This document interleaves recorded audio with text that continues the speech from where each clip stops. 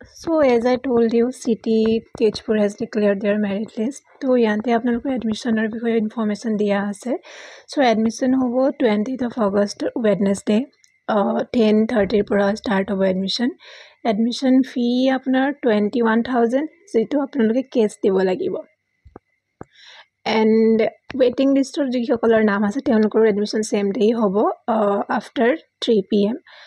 আৰু আপোনালোকে লগতে অৰিজিনেল ডকুমেণ্টছ নিব লাগিব, মাৰ্কশ্বিট, চাৰ্টিফিকেট, HSLCৰ পৰা মাষ্টাৰ্ছলৈকে, কাষ্ট চাৰ্টিফিকেট, যিসকল ৰিজাৰ্ভ কেটেগৰী তেওঁলোকে নিজৰ ৰিজাৰ্ভ কেটেগৰী কাৰেণ্ট ইয়াৰৰ চাৰ্টিফিকেট, আৰু জিঅ' B.Ed CET ৰিজাল্টৰ মেৰিট লিষ্টখন ফাইনেল যোনখন আহিছিলে তাত যোনটো পেজত আপোনাৰ ৰোল নাম্বাৰ আছে সেইখন নিব লাগিব, আধাৰ কাৰ্ড এণ্ড পেন কাৰ্ড।